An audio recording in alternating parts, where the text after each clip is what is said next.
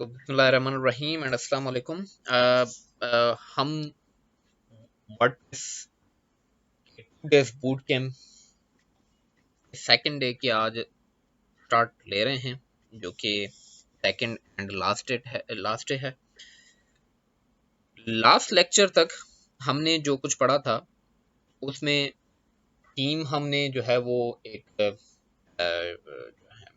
Use किया था और उसको इंस्टॉल करके कर दिया था, मगर फर्दर उसमें और कुछ नहीं पड़ा था। ठीक, मैं स्टार्ट कर रहा हूँ बिल्कुल स्टार्टिंग से कि जहाँ पे हम लोकल होस्ट पर हैं। ठीक है, एंड लोकल होस्ट में हमारा प्रोजेक्ट था वर्डप्रेस। मैं अपना वर्डप्रेस प्रोजेक्ट सेलेक्ट कर रहा हूँ एंड वर्डप्रेस प्रोजेक्ट सेलेक्ट करते वक्त सबसे पहले जो मेरे पास ओपन होगा वो यूजर पैनल होगा। कि वैसे भी बाय डिफॉल्ट जब कभी भी आप कोई भी वेबसाइट ऑन करते हैं www.something.com लिख के, तो सबसे पहले जो चीज ओपन होती है तो वो मेन वेबसाइट का यूजर पैनल होता है। एडमिन पैनल अलग से ओपन करना पड़ता है। कैसे ओपन करना पड़ता है? इसी यूआरएल के अंदर लोकल होस्ट वर्डप्रेस यूआरएल के आगे आपको लिखना है wp-admin, wp-admin अंडरस्कोर नहीं, क्योंकि अक्सर स्टूडेंट्स गलती करते हैं, कहते हैं कि सर यूआरएल काम नहीं कर रहा। तो भाई ये wp-admin है, wp_admin नहीं होता। ठीक है, या सिर्फ wp-admin लिखने से भी ओपन नहीं होता।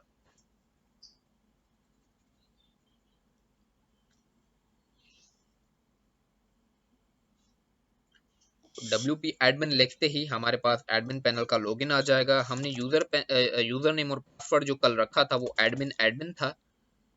मगर याद रहे, अगर आप अपना बिजनेस स्टार्ट कर रहे हैं, अपनी एक वेबसाइट आप लॉन्च करना चाह रहे हैं इंटरनेट के ऊपर, और फिलहाल शुरू में ड्यूरिंग डेवलपमेंट आपने यूजर एंड पासवर्ड सिर्फ एडमिन एडमिन रख दिया था, तो इंटरनेट पर उसको लॉन्च करने से पहले लाजिम है आपने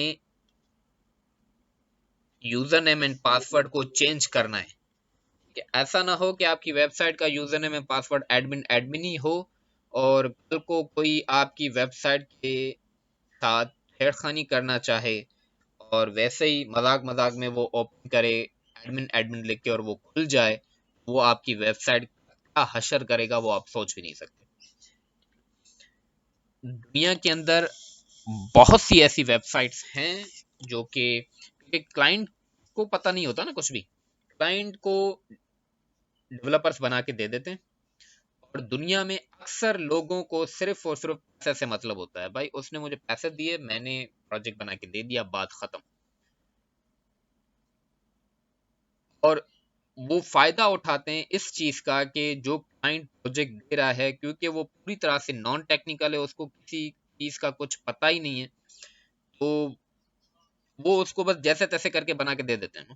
ठीक है, फिर क्या होता है कि वो जिस क्लाइंट ने अपना प्रोजेक्ट बनवाया है, अपनी वेबसाइट बनवाई है, आफ्टर यानी कि फ्यू मंथ्स या कुछ दिनों में के अंदर ही अंदर उनकी वेबसाइट हैक हो जाती है। इस किस्म की न्यूज़ मिलने शुरू हो जाती है, भाई वेबसाइट हैक हो गई, वेबसाइट पे कब्जा हो गया। तो भाई ये सबसे पहला जो है स्टेप होता है वेबसाइट के हैक होने का। ठीक है, और वो एडमिन एडमिन पासवर्ड लगा के वेबसाइट को ऑन कर देते हैं। मैं सच्ची बता रहा हूँ, मैं तकरीबन 2015 से काम कर रहा हूँ एंड ड्यूरिंग 2016 मुझे याद है कि हम आपस में दोस्त बैठे हुए थे, हम सब डेवलपर्स हैं, और हमने वैसे ही कुछ मशहूर वेबसाइट्स को ऑन किया और हमने देखा कि वो वेबसाइट्स वर्डप्रेस पे बनी हुई थी। और फिर जब उनका एडमिन पैनल हमने ऑन किया, तो मैं सच्ची बता रहा हूँ कि उन वेबसाइट्स का यूजर नेम पासवर्ड यही था, एडमिन एडमिन। और वो वेबसाइट्स यानी कि एक बुरी तरह से हैक हो सकती थी, कोई उनकी वेबसाइट का यानी कि एक बुरा हाल कर सकता था। फिर हमने क्या किया कि हमने उन वेबसाइट्स के जो ऑनर थे या कोई भी थे जो वेब एडमिन थे, उनको हमने ईमेल किया कि भाई आपकी वेबसाइट जो इस वक्त दुनिया के अंदर चल रहा है और वो बड़ा मशहूर हो चुका है, बहुत ज़्यादा ट्रैफिक है आपकी वेबसाइट के ऊपर, मगर आपकी वेबसाइट सिक्योर नहीं है। काइंडली आप अपना user name and password change करें। इस तरह से तो कोई भी आपका वेबसाइट ऑन करके एडमिन पैनल के अंदर जाकर, जैसे ये अभी मैं आ गया एडमिन पैनल के अंदर आकर, अब एडमिन पैनल पे जब किसी को एक्सेस मिल गया, यानी कि उसको पूरी वेबसाइट पे एक्सेस मिल गया ना, वो थीम उड़ा दे, वो पोस्ट को उड़ा देगा, वो इमेजेस खत्म कर दे, वो बहुत कुछ कर सकता है, ठीक है। या फिर वो यूजर्स के ऑप्शन में जाके जो मेन जो मालिक है, जो यूजर है, उसको डिलीट करके वो अपना यूजर क्रिएट कर दे, बहुत कुछ कर सकता है। ये सब आपको बताने का मेन मकसद ये है कि इन फ्यूचर आपने इन चीजों का ख्याल रखना है कि अगर इन फ्यूचर आप इन चीजों का ख्याल नहीं रखेंगे तो आपकी वेबसाइट जो है वो यानी कि तबाह हो जाएगी, ठीक है, आपका बिजनेस तबाह हो जाएगा। क्योंकि अगर आपके पास रिकॉर्ड ही नहीं है, बैकअप ही नहीं है, कुछ भी नहीं है, वेबसाइट खाली हो चुका है, तो फिर आप क्या करेंगे? आप कुछ भी नहीं कर सकते, ठीक है। तो अब हम एडमिन पैनल के अंदर आ चुके हैं कि कल हम थीम्स के बारे में पढ़ रहे थे, और मैंने उस वक्त आपको ये कहा कि जब थीम हम एक्टिव कर देते हैं तो वो थीम अपने साथ कुछ प्लगइन्स लेकर आता है, वो थीम अपने साथ कुछ प्लगइन्स लेकर आता है। अब इसको थोड़ा सा थ्योरेटिकली पढ़ के देखते हैं, ठीक है, कि थीम क्या है, प्लगइन क्या है। तो हमारे पास जो स्लाइड्स थी उनके अंदर मैंने ये स्लाइड अभी तक मैंने किसी के साथ शेयर नहीं की, क्योंकि इनमें ऐसा ऐसा चीजें आनी थी। तो सबसे पहले कि प्लगइन है क्या? WordPress plugin is a package of additional code that you can upload to your website to add new features, functionalities और integration. अगेन वही जो मैंने कल आसान लफ्जों में चीज बताई थी, लेकिन बेसिकली क्या होता है, एक छोटा सा सॉफ्टवेयर ही होता है कि जो आप अपनी वेबसाइट पे अपलोड करते हैं, अपनी वेबसाइट के अंदर न्यू फीचर्स, फंक्शनलिटीज, इंटीग्रेशंस वगैरह करने के लिए, कुछ नई चीज लाने के लिए, वगैरह वगैरह। प्लगइन जो है वो अपनी वेबसाइट में कैसे आप अपलोड कर सकते हैं फ्रॉम प्लगइन मेन्यू, ठीक है। या फिर ये प्लगइन मेन्यू में जब हम जाते हैं, वो वहाँ पे जो प्लगइन्स पड़े हुए होते हैं वो बिल्ट इन प्लगइन्स होते हैं ना, ठीक है। जैसे हम थीम्स के ऑप्शन में जाके थीम सर्च कर रहे थे कल, वो बनी बनाई थीम्स थी, वो बिल्ट इन थीम्स थी, बिल्ट इन से मुराद बनी बनाई, ठीक है। और वो वर्डप्रेस हमें दे रहा था, आप सर्च में जाके अपना कोई थीम चूज कर लें, अपना कोई प्लगइन चूज कर लें। पर याद रहे, वर्डप्रेस की अपने इस डैशबोर्ड के अलावा भी दुनिया के अंदर थर्ड पार्टीज बहुत सारी ऐसी कंपनीज हैं जिन्होंने थाउजेंड्स ऑफ प्लगइन्स बना रखे हैं डिफरेंट कामों के लिए, डिफरेंट है वो फीचर्स के लिए। जरूरी नहीं कि कोई भी प्लगइन डायरेक्ट वर्डप्रेस से डाउनलोड करके वर्डप्रेस में इंस्टॉल किया जाए, आप अलग से किसी वेबसाइट से भी वो चीज डाउनलोड करके वर्डप्रेस पे जो है वो इंस्टॉल कर सकते हैं। जब आप किसी दूसरी वेबसाइट यानी कि गूगल से जाके कोई भी आप प्लगइन डाउनलोड करते हैं या थीम डाउनलोड करते हैं, वो आ जाता है in form of zip format. वो जिप फॉर्मेट में आ जाता है। तो इस जिप फॉर्मेट में आने के बाद उसका अपलोडिंग का तरीकाकार क्या है वो मैं आपको बता देता हूँ कि क्या तरीकाकार है। बट उससे पहले जो है मैं थीम की तरफ चले जाते हैं कि थीम बेसिकली क्या है।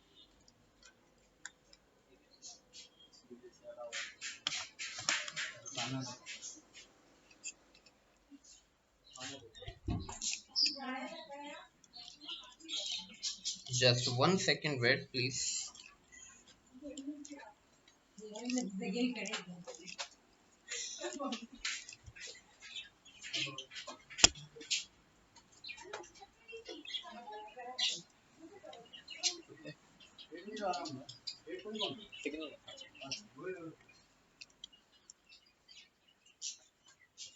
ओके, सो अब थीम क्या है वर्डप्रेस के अंदर।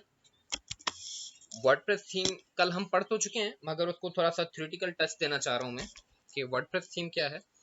वर्डप्रेस थीम बेसिकली जस्ट एक फ्रेमवर्क है, एक बना बनाया लेआउट है जो कि अपनी वेबसाइट को और ज़्यादा लुक, स्टाइल और font styles, colour scheme and page layouts, widgets वगैरह, यानी एडिशनल स्टाइल देने के लिए वो थीम होता है और कुछ नहीं होता। ठीक है,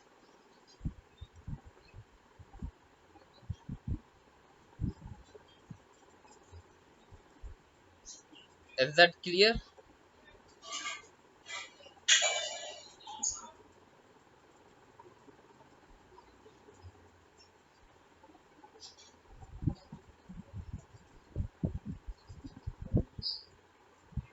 अब क्योंकि हम थीम और प्लगइन के बारे में पढ़ चुके हैं कि थीम क्या है, प्लगइन क्या है,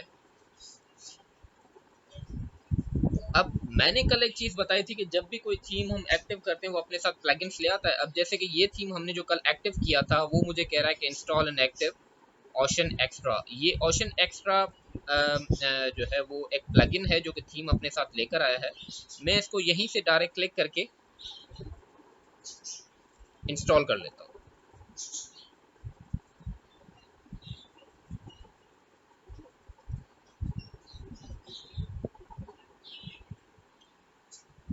ये कभी कभी थोड़ा सा टाइम लेता है। टाइम से मुराद यानी कि अगर थीम अपने साथ कुछ हेवी चीज लेकर आया है तो वो उसमें टाइम लगता है। एंड समटाइम्स इंटरनेट कनेक्टिविटी की वजह से भी होता है।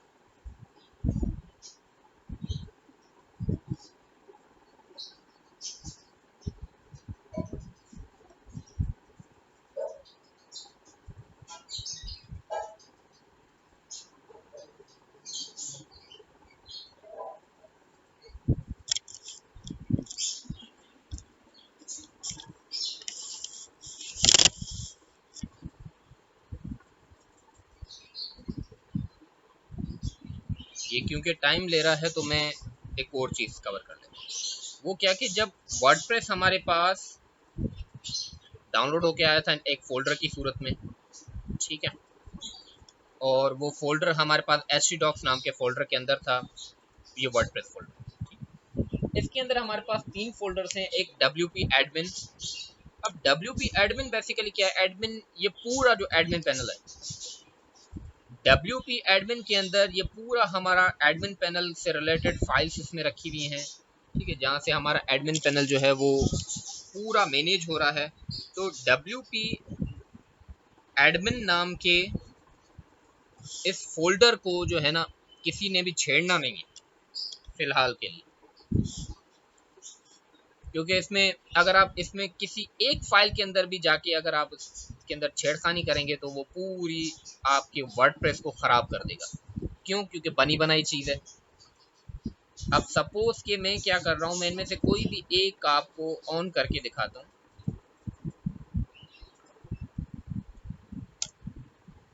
फाइल, अब ये ऑल फाइल्स जो हैं वो विद डॉट php एक्सटेंशन से सेव हुई हैं, यानी कि अब इनके अंदर क्या है, php का रियल कोड मौजूद है, जो कि मैं कल बार बार बता रहा था कि with the help of programming and coding जो है ये सब कुछ बनता है।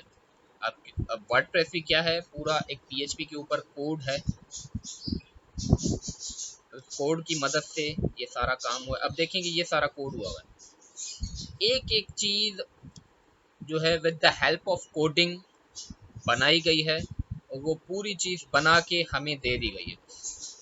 हमने अब सिर्फ यूज करना है। पर अब जब हमें कोई बड़े प्रोजेक्ट मिलते हैं तो अगेन हमें विद कोडिंग की मदद से ये सारी चीजें खुद से बनानी पड़ती है। ये PHP का कोड है।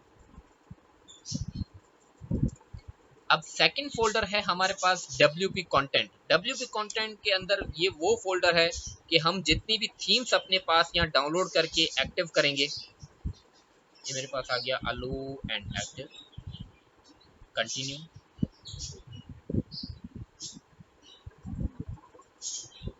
अब हम जितनी भी थीम्स अपने पास जो है वो एक्टिव करते हैं डाउनलोड करके इंस्टॉल करके, वो थीम्स सारी की सारी आती हैं WP कंटेंट के थीम्स नाम के फोल्डर के अंदर। जैसे कि तीन तीन थीम्स हमारे पास कल ऑलरेडी थी ये। अब ये फोर्थ नंबर जो थीम है ये कल हमने जो एक्टिव किया है, ये वही वो यानी कि फोल्डर है, ये कंप्लीट वो थीम है जो कि मैंने कल एक्टिव किया था, जो आप देख सकते हैं। यानी कि थीम सारी हमारे पास जितनी भी डाउनलोड करके एक्टिव करेंगे वो आएंगे इस थीम नाम के फोल्डर के अंदर। प्लगइन्स हम जितने भी एक एक करके रखेंगे अपने पास, डाउनलोड करके अपने इस वर्डप्रेस में एक्टिव करेंगे, वो सब आएंगे प्लगइन्स नाम के फोल्डर के अंदर। और इस वक्त हमारे पास ओशन एक्स्ट्रा का एक प्लगइन आ चुका है, फोल्डर बन चुका है, मगर वो बैकग्राउंड में यहाँ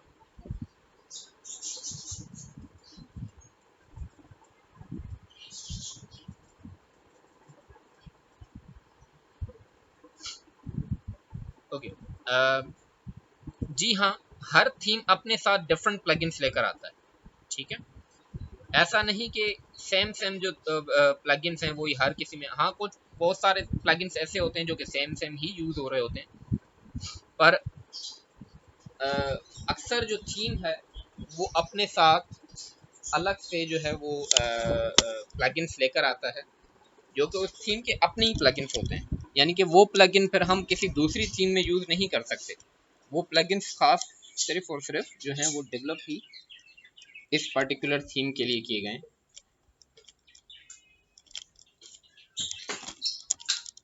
अब आप देख सकते हैं कि ये प्लगइन जो WP ओशन नाम का था, ये यहाँ पे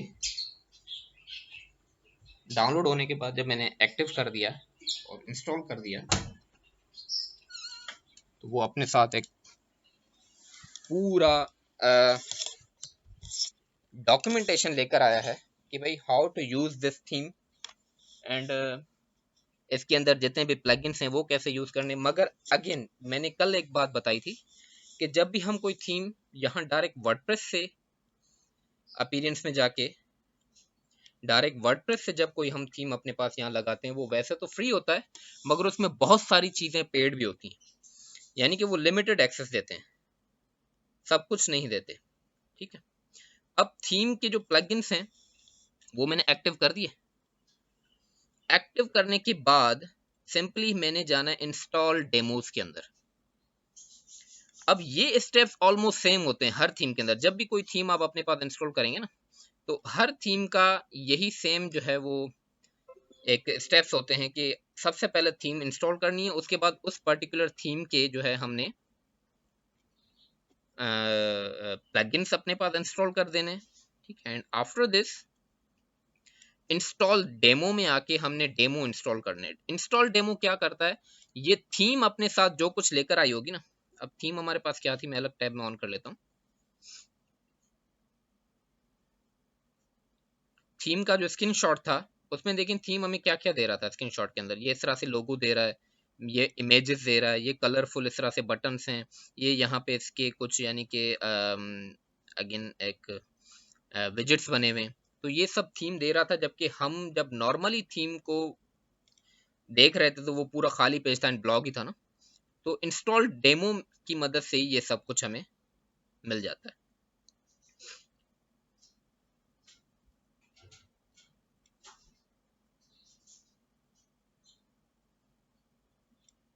मैं इंस्टॉल डेमोज के अंदर आया हूँ एंड एक्सेस प्रीमियम,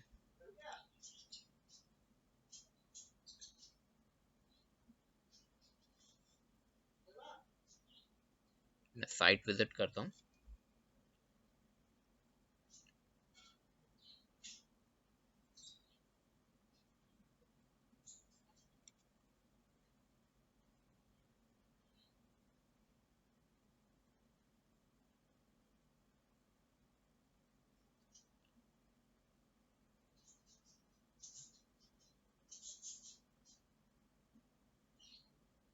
अच्छा, अब ये थीम क्या है, ये उस वक्त क्योंकि हमने डायरेक्टली रैंडमली थीम कोई भी चूज कर ली थी अपीयरेंस में जाके।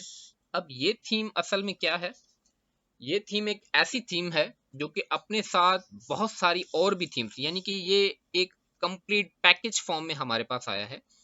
और ये जो पर्टिकुलर कंपनी है ओशन WP, ये एक ऐसी कंपनी है जो कि थीम्स ही डिजाइन करता है वर्डप्रेस का। अब ये मैं जब इंस्टॉल डेमोज की तरफ आ रहा हूँ, तो ये मुझे कह रहा है कि भाई इंपोर्ट आपको किस टाइप की थीम चाहिए, क्योंकि ये एक पूरा एक पैकेज है। ये अगेन हमें बहुत सारी थीम्स ऑफर कर रहा है कि आपको क्या चाहिए, ठीक है। देखें ब्लॉगर, कोच, जिम, लॉयर, किस टाइप की थीम आपको चाहिए, वो थीम सिर्फ और सिर्फ हमने यहाँ से इंपोर्ट करनी है, ठीक है।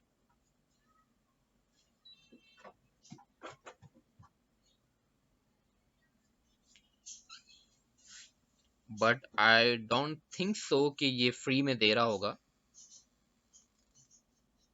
क्योंकि ये मुझे कह रहा है कि हमारी डॉक्यूमेंटेशन पूरी जो है वो चेक करें विथ वीडियो, जिसमें हमारे पास जो है वो टेम्पलेट डेमोज हैं, फ्री एंड प्रो दोनों। अब अगर मैं एक एक करके इनको चेक करता रहा तो आई डोंट नो इनमें से कौन सी फ्री होगी और कौन सा जो है वो प्रो वर्जन में है, यानी कि पेड है। तो ये इसमें टाइम हमारा बहुत ज़्यादा कंज्यूम हो सकता है, ठीक है। क्वेश्चन इमेजेस देखते हैं कि ये देता क्या क्या है अपने पास। आइकन्स एंड इमेजेस हैं इनमें, मगर ये हर बार अपग्रेड नाउ ही कह रहा है हमें।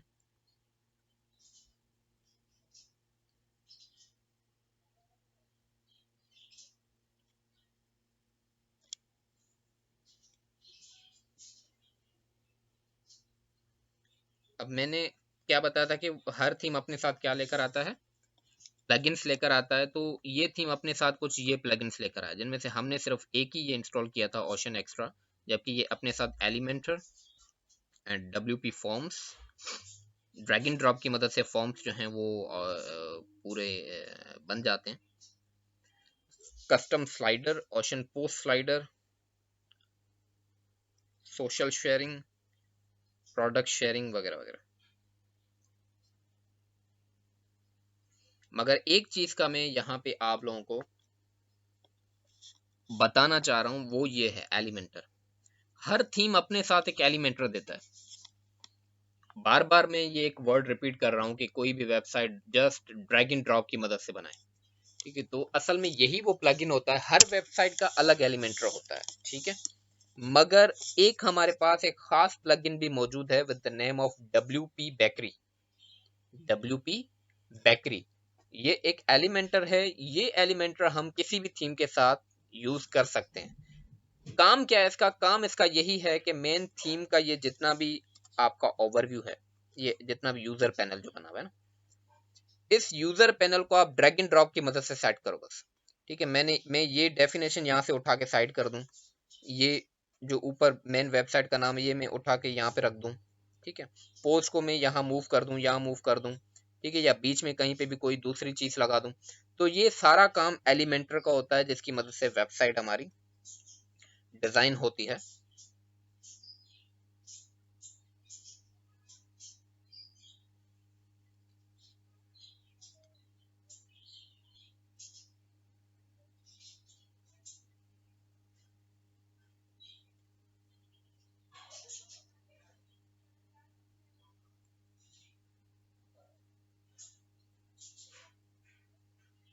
अब ये थीम अपने साथ जो प्लगइन लेकर आया था वो यहाँ आ गया। अदरवाइज बाकी सारे प्लगइन्स वो कह रहा है कि अपग्रेड करेंगे तो तभी आप इस पूरी थीम को अच्छे से यूज कर सकते हैं, अदरवाइज नहीं। पर जैसे कि सेम हमारे पास ऑप्शन अपीयरेंस के अंदर था, थीम्स के अंदर,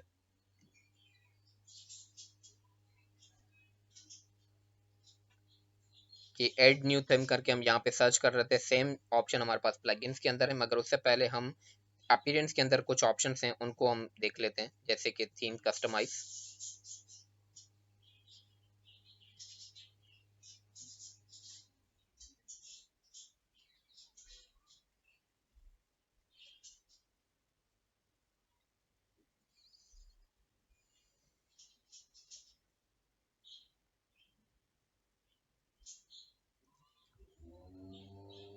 जब हम थीम कस्टमाइज पे जाके क्लिक करते हैं तो हम डायरेक्टली यहाँ पे मेरी थीम से रिलेटेड बहुत सारे ऑप्शंस आ गए कि आप थीम को किस तरह से कस्टमाइज कर सकते हैं। ये वर्डप्रेस का अपना ऑप्शन है, ये कोई अलग से कोई डाउनलोड होके नहीं आई ये चीज़, ठीक है। ये वर्डप्रेस का अपना ऑप्शन है, आप डायरेक्टली किसी भी थीम को किस तरह से कस्टमाइज करेंगे। तो वो अपीयरेंस के अंदर कस्टमाइज नाम का हमारे पास ऑप्शन होता है, डायरेक्टली वहाँ से जाके हम किसी भी थीम को कस्टमाइज करते हैं।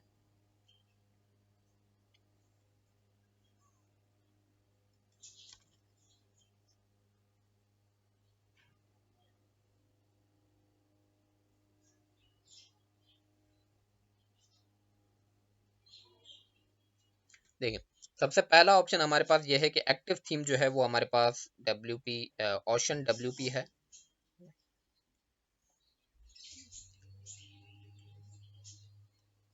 अब कस्टमाइज होने के बाद जब मैंने कस्टमाइज पे क्लिक किया तो एक हमारे पास है साइट आइडेंटिटी, जहां से आप डायरेक्टली साइट का नेम यहाँ से डायरेक्टली चेंज कर सकते हैं। साइट की टैगलाइन आप चेंज कर सकते हैं। मैं टैगलाइन लिख दूं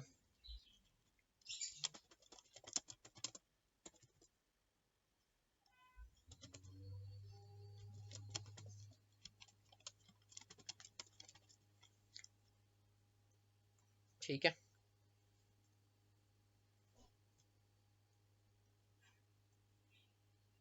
ये सेव हो चुका है। ठीक है, मैं जैसे ही इंटर करके बैक करूंगा ये सेव हो चुका है। मेन्यूज के अंदर जाके क्रिएट न्यू मेन्यूज यहाँ से कर सकते हैं, मगर वो एडमिन पैनल से मैं दिखाता हूँ कि कैसे होगा। विजेट्स के अंदर हमारे पास देखें कि इस वेबसाइट ने क्या क्या हमें दिया है। एक बाय डिफॉल्ट स्लाइडर जो है,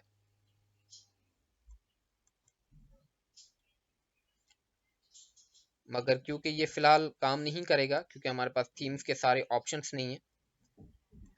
होम पेज की मेन सेटिंग यहाँ से सेट होती है कि आपका जो मेन होम पेज है वो डायरेक्टली जो है वो लेटेस्ट पोस्ट वाला हो या कोई स्टैटिक पेज हो। अगर मैं चाह रहा हूँ कि मेरी जब वेबसाइट, अब जैसे कि इस वक्त आप देख रहे हैं कि वेबसाइट जैसी ऑन हो रही है तो बाय डिफॉल्ट हमारा ब्लॉग वाला पेज ऑन हो रहा है जिसमें पोस्ट आ रहे हैं। ये एक पोस्ट जो हमने कल किया था ना। पर अगर मैं चाह रहा हूँ कि हमारे पास जो मेन होम पेज है वो कोई स्टैटिक पेज हो, तो आप अलग से कोई पेज सेलेक्ट करें। जैसे कल मैंने अबाउट अस नाम का एक अलग से पेज बना दिया था। अगर मैं चाह रहा हूँ कि अबाउट अस हमारा पेज जो है वो एज अ फर्स्ट पेज हो, तो जब भी वेबसाइट खुलेगा तो मेरा अबाउट अस पेज ही as a first page on होगा। ठीक है, होम पेज सेटिंग से हम ये चीज़ सेट कर सकते हैं। एंड बाकी की जो चीज़ें हैं वो अगेन यहाँ पे हमारे पास एडमिन साइड मौजूद है, वहाँ पे वो ज़्यादा इजी तरीके से मौजूद हैं। जैसे कि हम मेन्यूज़ के अंदर आ गए।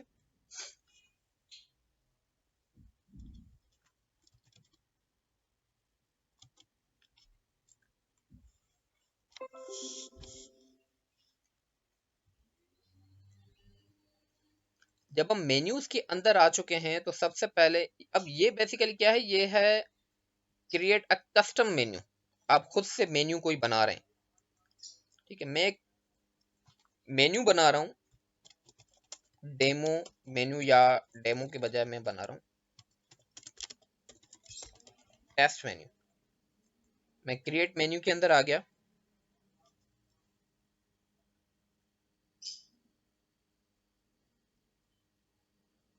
ये मेन्यू मेरे पास बन चुका है। अब ये मुझे कह रहा है कि आप अपने इस मेन्यू, मेन्यू से मुराद ऊपर हमारा मेन मेन्यू बार।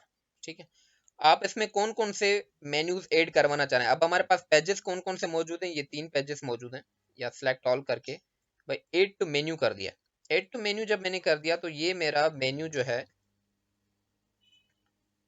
ये पेजेस यहाँ पे आ जाएंगे। देखिए, अब आप मेन्यूज को यहाँ पे कैसे सेट कर सकते हैं। सबसे पहले मेन हमारा जो है वो होम पेज है। जब मैं होम पेज पे क्लिक करूंगा तो यहाँ इसकी पूरी सेटिंग भी आ गई कि भाई होम पेज का मेन जो है वो ये होगा, local host WordPress main home page यही है, इसका नाम होम होगा। ठीक है, एंड इसका अगर कोई आप जो है आइकन सेलेक्ट करना चाहें तो वो आइकन सेलेक्ट कर सकते हैं। इसको down one, move to down, move to up, या फिर रिमूव कर दें तो रिमूव हो जाएगा। सेम इस तरह से हमारे पास अबाउट अस का जो पेज है, same move up move down में मूव अप कर दूंगा, ये होम से ऊपर चला जाएगा। ठीक है, मूव डाउन मैंने कर दिया या रिमूव कर दिया। या फिर मैं एक और काम कर सकता हूँ, मैं इस अबाउट अस को एज अ सब मेन्यू कर दिया। यानी कि अब ये जो अबाउट अस का मेरा पेज है ये मेन्यू से खुलेगा। यानी कि मेन्यू एक ड्रॉप डाउन मेन्यू बन जाएगा। जो होम है वो एक ड्रॉप डाउन बन जाएगा। मैं जब होम पे क्लिक करूंगा तो नीचे से अबाउट अस का उसका जो है वो एक ड्रॉप डाउन होके दूसरा उसका सब मेन्यू तौर पे वो ऑन होगा। और अगर मैं सैंपल पेज को इस अबाउट अस का भी सब मेन्यू करना चाहूँ तो मैं इस तरह से आगे मूव करके इसको कर दूं। यानी कि देखें कितना आसान हो चुका है हमारे पास हर चीज। हम मेन्यूज बस ड्रैग एंड ड्रॉप कर रहे हैं और हमारे पास मेन्यूज जो हैं वो सेट हो जाते हैं।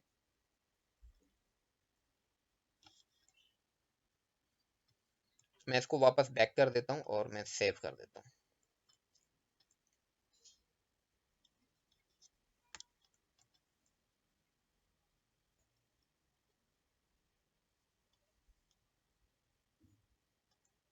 मैनेज विथ लाइव प्रीव्यू पे मैं जब क्लिक करूंगा,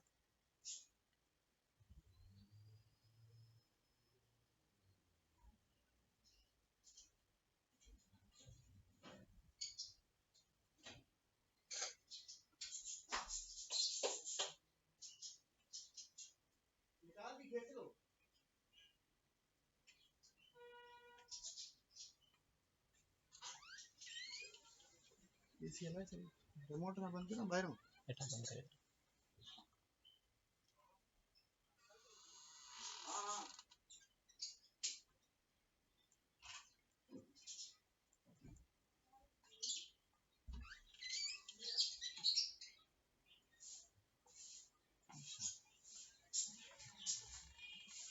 रिमोट बंद करिए।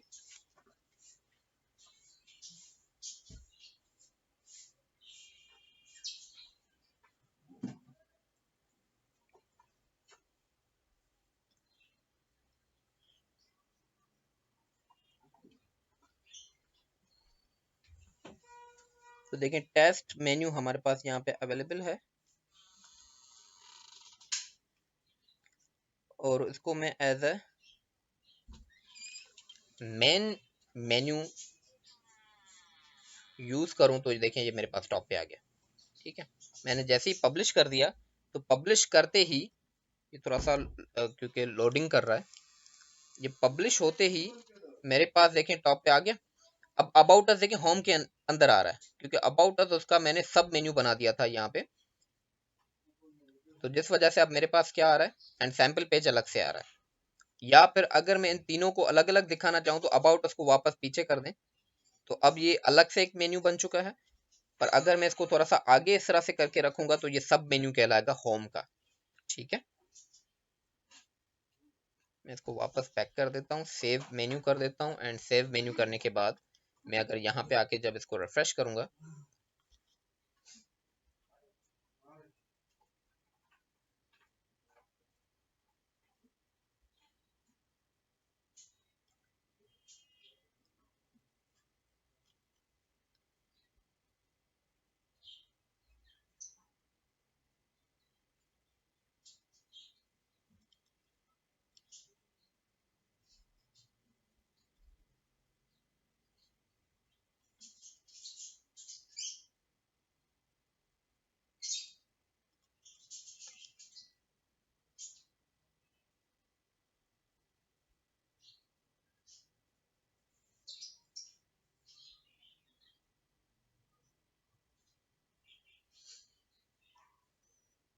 तो देखें अब ये जो मेन्यूज हैं मेरे पास अलग अलग हो चुके हैं।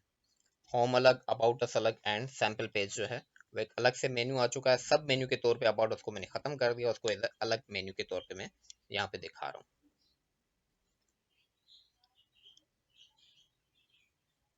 इस तरह से प्लगइन्स की मैं जब हम बात कर रहे थे, तो प्लगइन्स के अंदर अगेन हमारे पास क्या है कि अगर मैं प्लगइन्स यहाँ वर्डप्रेस से ही लेना चाहूँ तो मैं एड न्यू प्लगइन पे जब क्लिक करूंगा, अब मैंने दो तरीके बताया, एक वर्डप्रेस से डायरेक्टली या फिर अलग से हम डाउनलोड करके भी, जो मैंने स्लाइड के अंदर चीज लिखी हुई थी कि अलग से डाउनलोड करेंगे तो वो जिप फॉर्मेट में आएगा।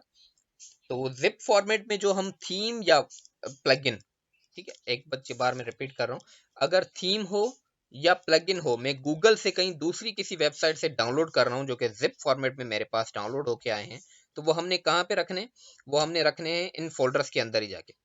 प्लगइन जो मैंने डाउनलोड किया है वो मैं जाके प्लगइन नाम के फोल्डर के अंदर जाके यहाँ पे रख दूंगा, और जो थीम मैंने डाउनलोड किया वो मैं थीम नाम के इस फोल्डर के अंदर जाके जैसे ही रख दूंगा सिर्फ, तो वो ऑटोमेटिकली मेरे पास यहाँ पे प्लगइन्स के अंदर भी नजर आएगा, और थीम जो होगी वो अपीयरेंस में थीम्स के अंदर खुद ही नजर आएगी। ठीक है, अब ये वो प्लगइन्स हैं जो कि थाउजेंड्स ऑफ प्लगइन्स हैं जो कि मुझे वर्डप्रेस खुद भी प्रोवाइड कर रहा है, मगर इनमें भी अगेन एंड अगेन बहुत सारे, बल्कि ऑलमोस्ट मेजॉरिटी में जितने भी प्लगइन्स हैं वो सब पेड हैं। बहुत कम प्लगइन्स ऐसे हैं जो कि फ्री ऑफ कॉस्ट में यहाँ पे मौजूद हैं। ठीक, अब जैसे कि सपोज में हमारे पास फॉर्म्स हैं, ठीक है, मैं अपनी एक वेबसाइट के अंदर कोई रजिस्ट्रेशन फॉर्म बनाना चाह रहा हूँ या कॉन्टेक्ट अस फॉर्म बनाना चाह रहा हूँ सिंपली।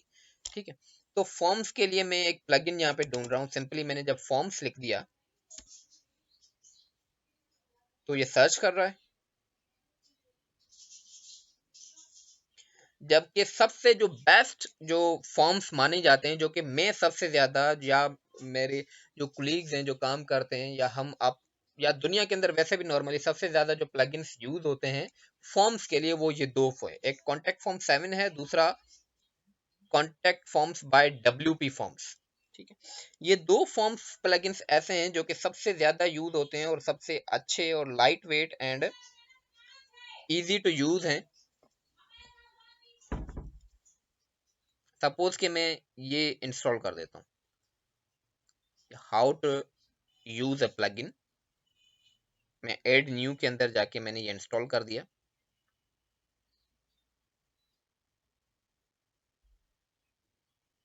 कि मैं अपनी वेबसाइट के अंदर एक फॉर्म जो है वो दिखाना चाह रहा हूँ, तो फॉर्म मैंने डिजाइन कर दिया है, डिजाइन करना है मैंने। ठीक है, किया नहीं है अभी। इसमें एक और चीज सबसे इंपॉर्टेंट है, आपका जो प्लगइन है वो compatible with your version of WordPress लाजमी होना चाहिए। अक्सर क्या होता है कि मैंने एक वेबसाइट बनाई थी 2018 में। अब 2018 में जो वर्डप्रेस का वर्जन यूज होता था वो सपोज कि वर्डप्रेस 4 था, इस वक्त वर्डप्रेस 6 चल रहा है।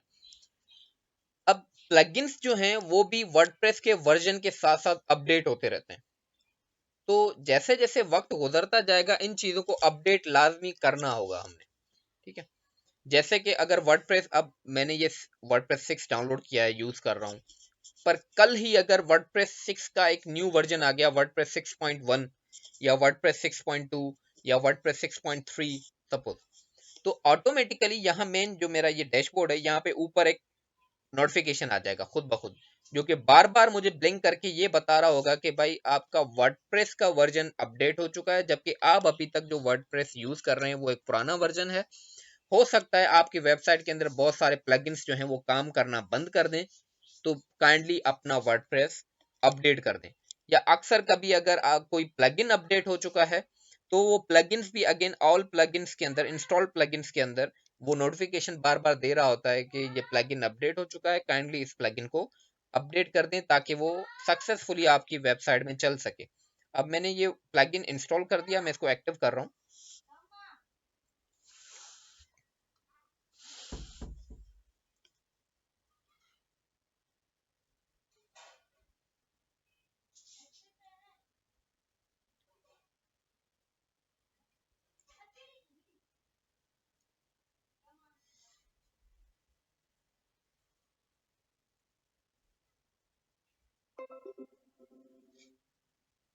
ये एक्टिव हो चुका है। एक्टिव होने के बाद जैसे ये एक्टिव हो जाएगा ना, ये देखिए मेरे पास साइड में मेन्यूज में आ चुका है ऑटोमेटिकली डब्ल्यूपी फॉर्म्स। ठीक है,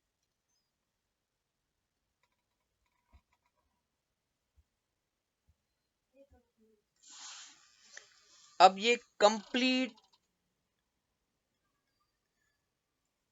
एक डॉक्यूमेंटेशन भी देगा साथ में कि कैसे यूज करना है।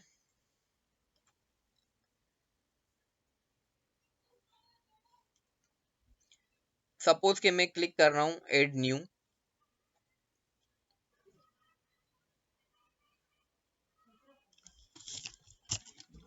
और एड न्यू पे क्लिक करने के बाद जो है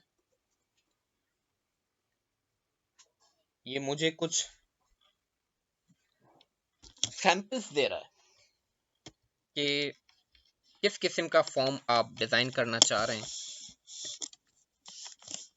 सपोज कि एक ब्लैंक फॉर्म बनाना, या फिर सिंपल कॉन्टेक्ट फॉर्म बनाना चाह रहे हैं। ठीक है, या फिर कोई भी सिंपल जो है वो मैं बनाना चाह रहा हूँ newsletter sign up form, या फिर मैं बनाना चाह रहा हूँ, लेकिन कितने सारे सैंपल इसने दिए। या जैसे मैंने भी फॉर्म बनाया था अभी अपने इसी बूट कैंप के रजिस्ट्रेशन के लिए गूगल फॉर्म्स के ऊपर, तो गूगल फॉर्म्स पे भी फॉर्म्स कैसे बनते हैं, ड्रैग एंड ड्रॉप पे। तो ये भी सेम वही चीज है। मैं ब्लैंक फॉर्म अगर क्लिक कर रहा हूँ, क्रिएट अ ब्लैंक फॉर्म,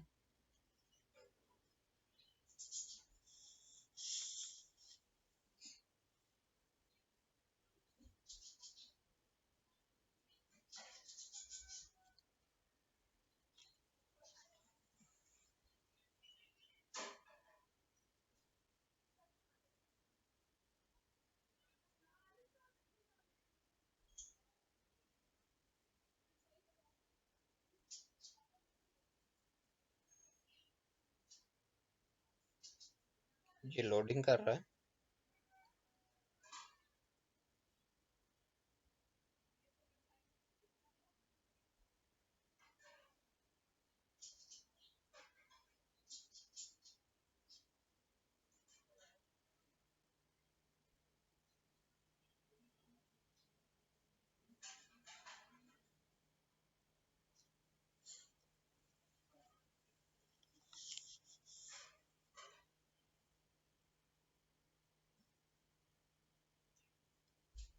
अब वर्डप्रेस में शुरू में ड्यूरिंग वर्डप्रेस इंस्टॉलेशन हमने डेटाबेस सेलेक्ट किया था, हमने क्रिएट अ डेटाबेस, एक डेटाबेस नाम दिया था, और हमने यहाँ पे लोकल होस्ट PHP माई एडमिन के अंदर एक डेटाबेस बनाया था with the name of boot camp.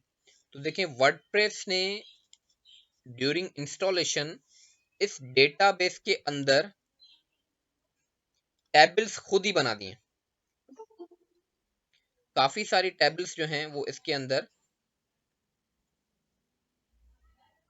बन चुकी होंगी, जो कि मैं आपको दिखाता हूँ कि किस तरह से वो नजर आएगा।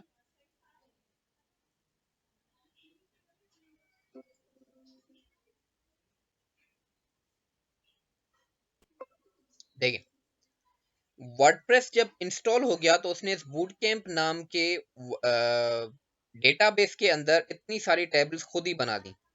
हम जितनी भी पोस्ट करें वो जाके इस पोस्ट नाम के टेबल में स्टोर हो रहा होगा। यूजर्स जितने क्रिएट होंगे वो यूजर्स नाम के टेबल में जाके स्टोर होंगे। WP फॉर्म्स देखें आ गया एक टेबल, ठीक है।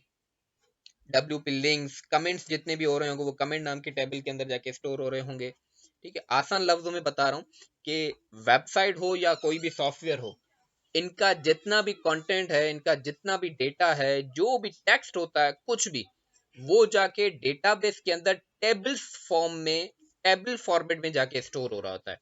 टेबल्स होती किस तरह से, मैं कोई एक टेबल आपको ओपन करके दिखाता हूँ।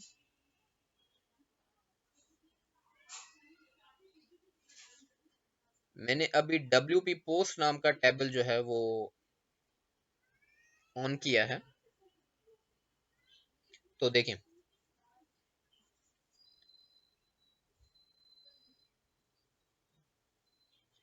ये पोस्ट एक इसमें रखी हुई है, post title the name of PHP, उसका स्टेटस जो है वो पब्लिश्ड है, कमेंट्स उसके ओपन है सारे, यानी कि उसकी कंप्लीट जितनी भी सेटिंग्स है ना वो हमारे पास परमानेंटली यहाँ पे सेव है। अब वर्डप्रेस यहाँ पे जो कुछ भी लेकर आ रहा होता है वो इन टेबल्स में से ही लेकर आ रहा होता है कि किस पोस्ट की डेट क्या है, वो पोस्ट अपडेट किस दिन हुई थी, ठीक है, उसके अंदर कमेंट्स कितने हैं, उस पोस्ट की लिंक क्या है, वगैरह वगैरह। अब ये इन टेबल्स फॉर्मेट में जाके सेव हो रहा होता है सब कुछ। ये हमारे पास आ गया WP फॉर्म्स। अब यहाँ पे मैंने क्या लगाना है, मैं सपोज टॉप पे एक पैराग्राफ लगा देता हूँ। मैं देखें ड्रैग एंड ड्रॉप कर रहा हूँ, यहाँ से मैंने ड्रैग किया, यहाँ पे ड्रॉप कर दिया। एक पैराग्राफ टेक्स्ट जो है मैं इसको ऊपर लिख देता हूँ, रजिस्ट्रेशन फॉर्म, डिस्क्रिप्शन में कोई भी दे दूं कि रजिस्ट्रेशन किस चीज की है, सपोज कि XYZ।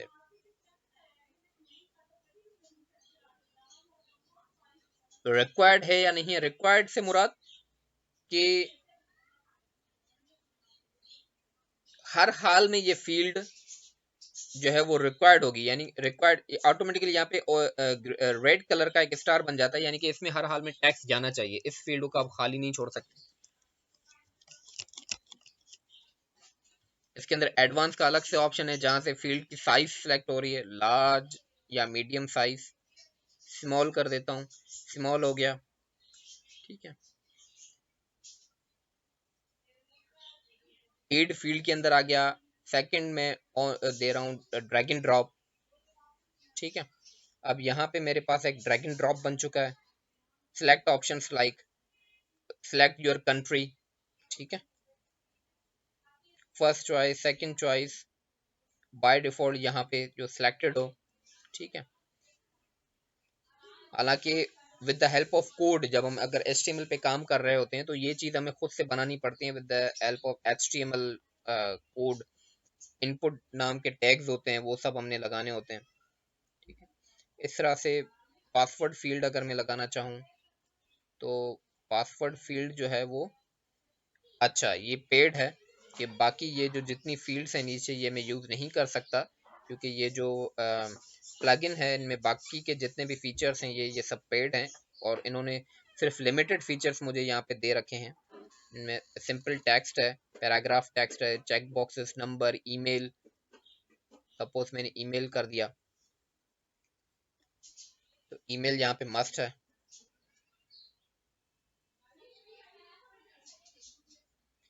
कुछ इस तरह से जो है हमारे पास फॉर्म्स डिज़ाइन होते हैं। ये तो मैं एक यानी कि जस्ट एक डेमो बना रहा था, आपको करके दिखा रहा था कि किस तरह से फॉर्म्स बन जाते हैं और कितना इजी तरीके से बन जाते हैं। सिर्फ यहाँ से ड्रैग करना है, ड्रॉप करना है, ड्रैग करना है, ड्रॉप करना है। मगर एंड ऑफ द लेक्चर, एक चीज सिखाऊंगा, एंड वो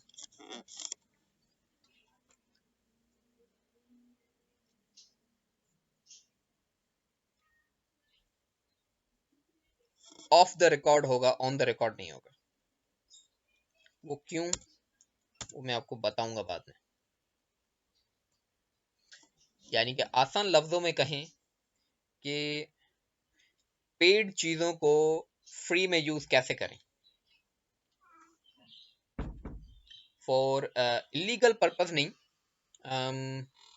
फॉर स्टडी पर्पस। ठीक है, क्योंकि अगर आप किसी पेड चीज को आप फ्री के तौर पे कोई ना कोई तरीका ढूंढ के आप यूज कर भी लेते हैं, तो इंटरनेट के ऊपर वो चीज जब एक बार अपलोड हो जाएगी, लॉन्च हो जाएगी, तो हो सकता है कोई ना कोई देख ले और वो आप पर साइबर क्राइम की एफआईआर दर्ज कर दे कि भाई आपने मेरी चीज चोरी की है। तो जस्ट फॉर स्टडी पर्पस मैं एंड में आपको बताऊंगा कि कैसे यूज कर सकते हैं। थीम्स भी, दुनिया की महंगी महंगी तरीन थीम्स भी हम यूज कर सकते हैं फ्री ऑफ कॉस्ट, मगर जस्ट फॉर स्टडी पर्पस। ठीक है, ऐसा ना हो कि आप बस थीम उठा लें और फिर कोई मसला हो जाए और फिर आप कहें कि सर अली ने सिखाया था। ठीक है, तो ये गलती आपने नहीं करनी भाई। मैं आप यानी कि पहले ही वार्न कर रहा हूँ कि ये चीज़ें आगे चल के एक बहुत बड़ी मुसीबत क्रिएट कर सकते हैं। तो जस्ट फॉर स्टडी पर्पस यानी कि इंटरनेट पे लॉन्च ना करें, अपनी प्रैक्टिस के लिए वो चीज़ें बाद में आप यूज़ कर सकते हैं।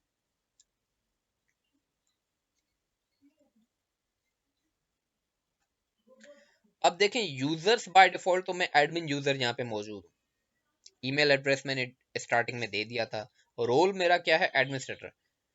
हमारे पास वेबसाइट में या किसी भी सॉफ्टवेयर में जब हम यूजर्स क्रिएट करते हैं तो हमारे पास यूजर्स के कुछ टाइप्स होते हैं। सपोज के मैं यूजर क्रिएट कर रहा हूँ एज एडमिनिस्ट्रेटर, यानी कि वो तो मालिक हो गया। ठीक है, वो सब कुछ मैनेज कर सकता है, इस पूरे वर्डप्रेस का हर ऑप्शन वो यूज कर सकता है एडमिन पैनल का। पर मैं कोई दूसरा यूजर बना रहा हूँ एज अ मॉडरेटर, तो उसको मैं लिमिटेड एक्सेस भी दे सकता हूँ। ठीक है, मैं एड न्यू यूजर कर रहा हूँ। एड न्यू यूजर के अंदर मैं इसको नाम दे रहा हूँ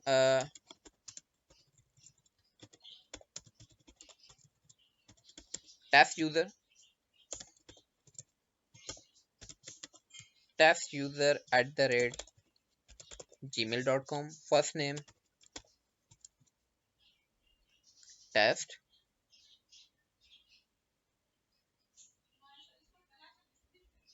ये क्या हुआ, अच्छा गलती से मुझसे क्लिक हो गया इंटर के बटन पे, तो वो डायरेक्ट सबमिट हो गया।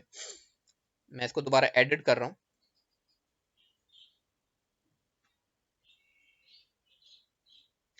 ठीक है, नेम इसका टेस्ट यूजर रखा था। रोल इसका मैं क्या करना चाहूँ, कंट्रीब्यूटर, ऑथर, एडिटर या एडमिनिस्ट्रेटर। ठीक है, या फिर मैं इसको अपनी वेबसाइट पे कोई भी रोल ना दूं। ठीक है, तो मैं इसको कर रहा हूँ just editor. Last name test user, nick name test user हो गया, display name publicly as test. ठीक है, कॉन्टैक्ट इन्फो इसका ये है, no any website, set a new password. Profile picture भी आप सिलेक्ट कर सकते हैं किसी की भी। मैं इसका पासवर्ड क्या रख रहा हूँ, मैं इस यूज़र का पासवर्ड बाय डिफ़ॉल्ट तो ये स्ट्रॉन्ग दिखा रहा है और इसने ये खुद से जनरेट करके दे दिया। मैं इसका पासवर्ड कर देता हूँ ओनली टेस्ट। ये मुझे दिखा रहा है कि भाई बहुत वीक पासवर्ड है, तो मैं कह रहा हूँ हाँ भाई कंफर्म यूज वीक पासवर्ड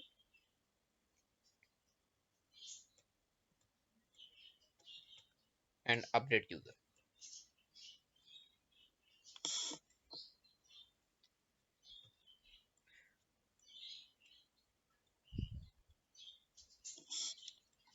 अब देखिए किसी भी यूजर के लिए आप यहाँ पे, मैं इसको एडिट कर देता हूँ, अगेन एक चीज सिखाता हूँ कि आप किसी भी यूजर के लिए इस एडमिन पैनल की थीम भी सिलेक्ट कर सकते हैं, कि डार्क थीम हो, लाइट थीम हो, modern, blue, coffee, midnight, ocean, sunrise वगैरह वगैरह। ये एडमिन पैनल की थीम हो जाएगी, यानी कि ये जो इस वक्त पूरा ब्लैक हुआ हुआ डिफॉल्ट ब्लैक है, तो आप इसको सेलेक्ट कर सकते हैं किसी भी पर्टिकुलर यूजर के लिए, यानी हर यूजर के लिए एक अलग उसको लुक नजर आ रहा हो, तो ये चीजें हम कर सकते हैं।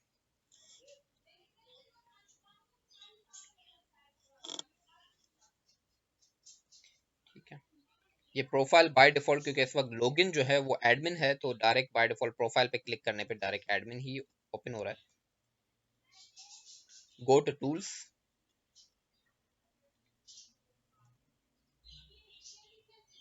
Import, export, site health, export data, erase personal data. Tools के अंदर बेसिकली क्या होता है कि कोई चीज मैंने अपनी वेबसाइट में इंपोर्ट करवानी है, कोई एक्सटर्नल चीज, कोई ऐसा डेटा जो कि मैं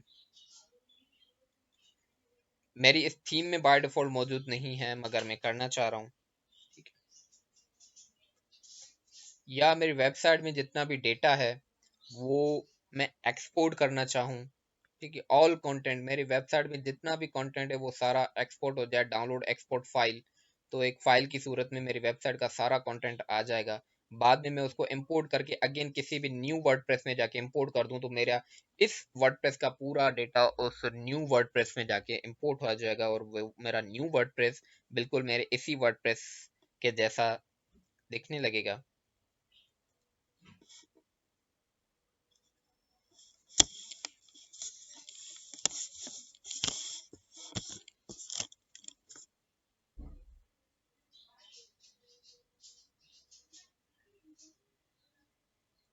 results are loading. Site health यहाँ से हम देख सकते हैं अपने वेबसाइट का।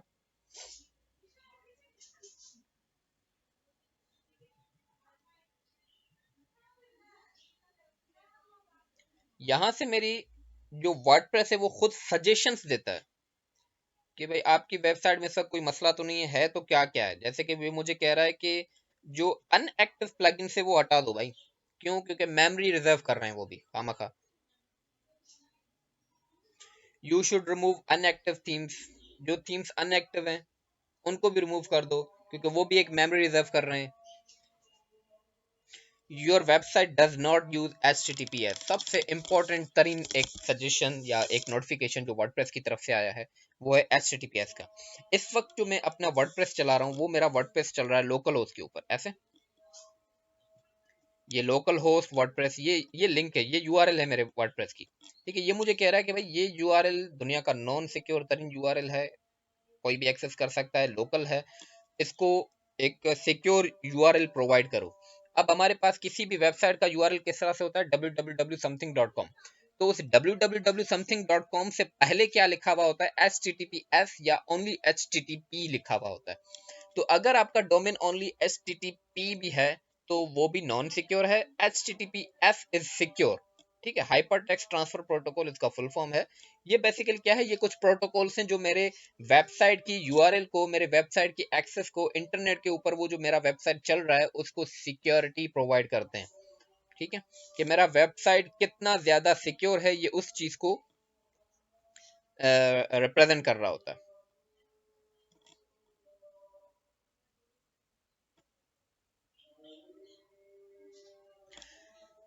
सेटिंग्स के अंदर हमारे पास अगेन मेन सेटिंग्स आ गया, मेरे वेबसाइट का मेन नाम, उसका टैगलाइन चेंज करना चाहूँ डायरेक्ट सेटिंग से जाके चेंज करूँ, वेबसाइट का यूआरएल, अब देखें बाय डिफॉल्ट यूआरएल तो ये रखा हुआ है, HTTP local host WordPress, HTTP local host WordPress.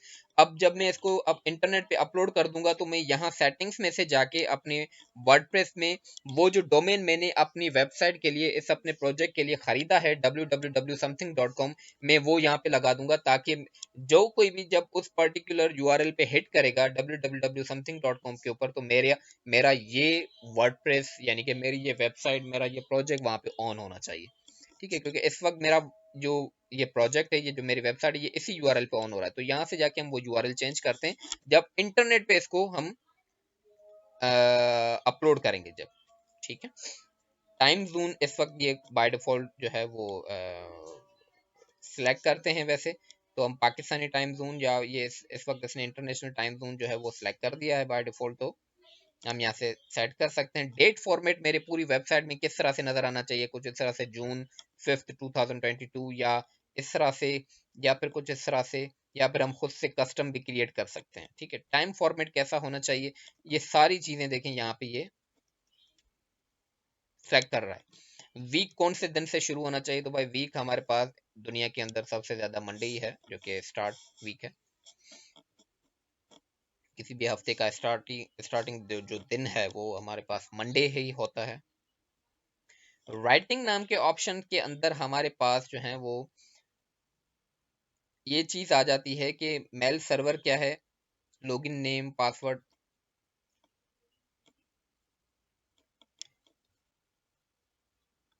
यानी कि जब मैं अपनी वेबसाइट से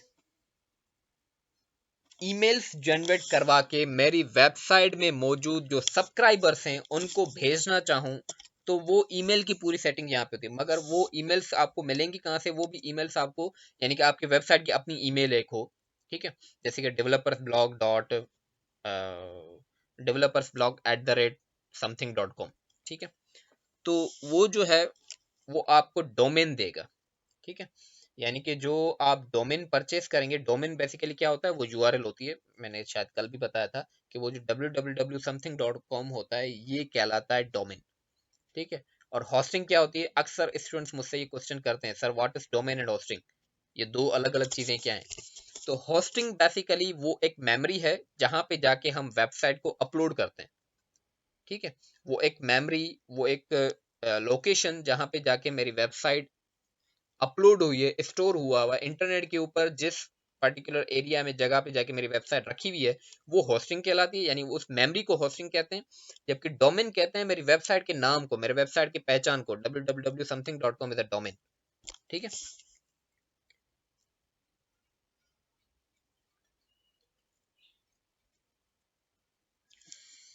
अब जो आपका ब्लॉग वाला जो पेज होगा उसमें पर पेज कितने पोस्ट नजर आने चाहिए, ठीक है, तो वो 10 होने चाहिए। ठीक है, फुल टेक्स्ट हो, सर्च इंजन विजिबल।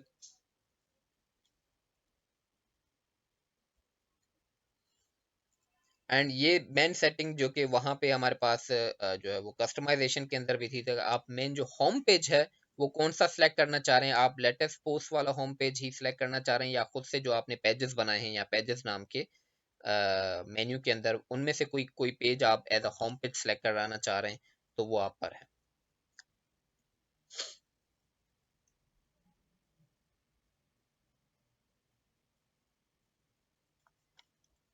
अब ये सारा मेन नोटिफिकेशन से रिलेटेड कि आप अपनी वेबसाइट में अलो क्या क्या करना चाह रहे हैं। ठीक है, ये पूरी सेटिंग्स हैं आपकी वेबसाइट की main. Attempt to notify any blog link from the post, allow link notification,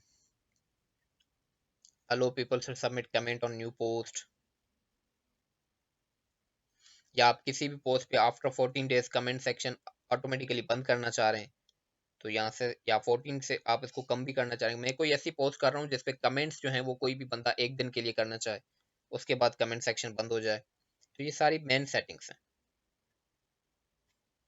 कि आप अपनी वेबसाइट में अलो क्या क्या करना चाह रहे हैं, एक्सेस किस किस चीज को दे रहे हैं। मीडिया सेटिंग्स के अंदर आपका वेबसाइट का जो थंबनेल साइज है वो कितना हो, हाइट कितनी हो, मीडियम साइज, लार्ज साइज कितनी हो। ठीक है, एक ही बार आप सेट कर दें, फिर अगेन जब भी आप कहीं पे कोई इमेज यूज करेंगे, उनकी तीन साइजेस वहां पे आ रही होंगी, thumbnail size, medium size, large size. तो वो यहाँ से आप बस एक ही बार सेलेक्ट कर दें, वो ऑटोमेटिकली आपकी जो इमेज है वो उस साइज की ही वहां पे आपकी वेबसाइट पे नजर आएगी। लिंक्स के अंदर यहाँ पे क्या होता है कि आपकी ये जो लिंक है, सपोज कि ये एक सिंगल पेज है मेरे पास, पेज कहाँ गया, सपोज कि ये मैंने पीएचपी नाम के पोस्ट पे क्लिक किया, तो ये मेरी पोस्ट पीएचपी वाला जो पोस्ट है वो एक अलग as a single page on हुआ है। ठीक है, ये पूरा पोस्ट है मेरा एज अ सिंगल पेज। अब इसकी यूआरएल किस तरह से बनी है, index.php 2000 यानी कि date wise and then post name. ठीक है, इसकी यूआरएल आप कैसे सेट करना चाह रहे हैं, इस वक्त कस्टम यूआरएल सेट है। अगर आप चाह रहे हैं कि आपकी कोई भी पोस्ट जो है वो सिंपल इस तरह से सिर्फ नजर आए कि उसकी URL post name only, name के साथ आए, ठीक है, या फिर इस तरह से डेट वाइज आए, ठीक है, या फिर डेट, डे एंड नेम दोनों साथ में आए। ठीक है, आप अपनी लिंक यहाँ से डिजाइन करेंगे कि आपकी वेबसाइट के जो लिंक्स हैं वो किस तरह से दिखने चाहिए, या फिर सिंपली आप इसको प्लेन रख दें। ठीक है, पेज 1 2 3, पेज का नंबर आ जाएगा, page 1, page 2, page 3, page 4, page 5, post 1, post 2, post 3, post 4, post 5 वगैरह वगैरह। यहाँ से आप प्राइवेसी पॉलिसी सिलेक्ट कर सकते हैं।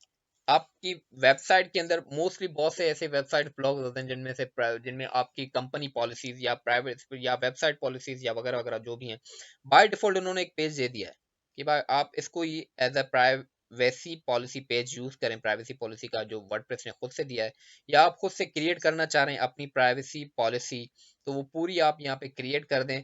फिर उसको एज अ पेज यहाँ पे ऊपर आप मेन्यू में शो कराना चाहें, या फुटर के अंदर शो कराना चाहें, हेडर के अंदर शो कराना चाहें, वो डिपेंड करता है वो मेन्यूज की सेटिंग के अंदर कि आप मेन्यू जो है वो टॉप पे दिखाना चाह रहे हैं, बॉटम पे दिखा। देखें, प्राइवेसी पॉलिसी ये पूरा आ गया, आप इसको अपने हिसाब से चेंज करें,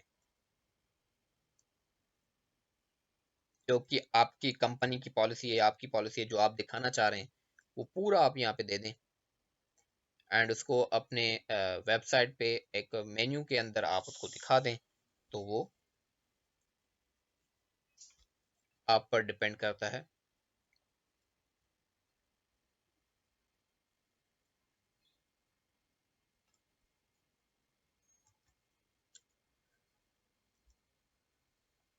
अब एक क्वेश्चन, यानी कि वो जो अभी मैंने थोड़ी देर पहले, या वो मैं अगेन बाद में बताता हूँ, एक और चीज मैं आपको बताना चाह रहा हूँ, वो ये कि वर्डप्रेस से कमाया कैसे जाए, वर्डप्रेस से हम किस तरह से अर्निंग कर सकते हैं, कमा सकते हैं। भाई एक चीज ये कि आप वर्डप्रेस पे डायरेक्ट ई कॉमर्स वेबसाइट बना दें। ठीक है, थीम्स हमारे पास मौजूद थी, आप कोई भी ई कॉमर्स थीम सेलेक्ट करें, e commerce means shopping website आप बना दें, वो तो डायरेक्टली जो है आपका एक सोर्स ऑफ इनकम ही है ना। ठीक है, कि एक शॉपिंग वेबसाइट बना दी, वहां पे आप अपने प्रोडक्ट्स जो हैं वो दे दें, एंड लोग उसको परचेस करें। उसके अंदर जो है वो पेमेंट ऑप्शन भी थीम की अपनी तरफ से दिया हुआ होता है, सब कुछ दिया दे रखा होता है। ठीक है, थीम ने पेमेंट ऑप्शन, उसमें ये भी होता है कि आप सेलेक्ट करें खुद से कि भाई कैश ऑन डिलीवरी आप पेमेंट ऑप्शन रखना चाह रहे हैं, या फिर आप डेबिट कार्ड के जरिए रखना चाह रहे हैं, तो वो सब कुछ उस थीम के अंदर प्लगइन्स की सूरत में मौजूद होता है। हर ई कॉमर्स थीम के अंदर ये चीज होती है, पेमेंट मेथड सब कुछ होता है मौजूद। ठीक है, यहाँ तक कि उसमें सेल ऑप्शन के आप कोई प्रोडक्ट सेल में रखना चाह रहे हैं, डिस्काउंट देना चाह रहे हैं, उसमें ये भी सब कुछ भी होता है कि आपके जो प्रोडक्ट्स हैं वो इन स्टॉक हैं, आउट ऑफ स्टॉक हैं, वगैरह वगैरह। वो थीम की तरफ से सब कुछ दिया। तो एक तो सोर्स ये है कि आप वर्डप्रेस की मदद से इस तरह से कमा सकते हैं। ठीक है, कि आप कोई भी अपना बिजनेस लॉन्च कर दें, अपनी प्रोडक्ट्स को सेल करना शुरू कर दें, वगैरह वगैरह। अब भाई मेरे पास ई कॉमर्स तो है नहीं, मेरा एक ऐसा बिजनेस है, सपोज कि जैसे ये हो गया, मेरा बिजनेस क्या है, मेरा बिजनेस है कि मैं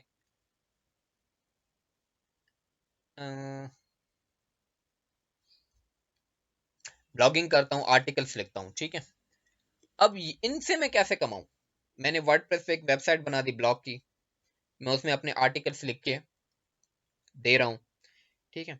तो उसके लिए एक मैकेनिज्म है, वो कहलाता है SEO, means search engine optimization, कि आप अपनी वेबसाइट को दुनिया में कैसे, या दुनिया में नहीं, गूगल पे कैसे टॉप पे लाएं, कि कोई भी बंदा गूगल पे सर्च करे तो आपकी वेबसाइट का लिंक सबसे पहले ऊपर गूगल में नजर आना चाहिए उस पर्टिकुलर टॉपिक से रिलेटेड, ठीक है। तो वो चीज कहलाती है एसईओ, सर्च इंजन ऑप्टिमाइजेशन। आप अपनी वेबसाइट को ऑप्टिमाइज करो।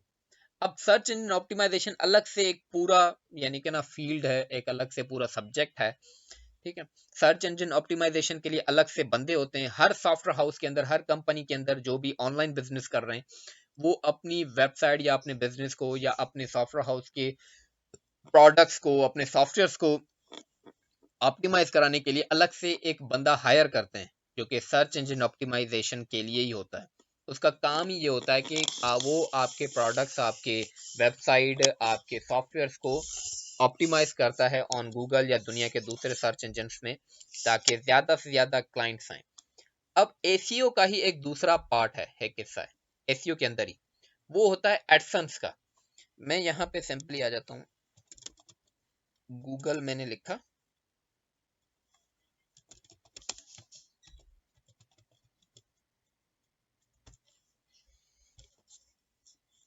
Google AdSense.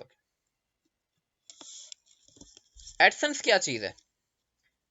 आपने देखे होंगे दुनिया की बहुत सारी वेबसाइट्स, यहाँ तक कि यूट्यूब पे भी, एक दुनिया की बहुत बड़ी वेबसाइट है यूट्यूब, ठीक है। वहां पर भी आपकी वीडियोस के नीचे एड्स आ रहे होते हैं।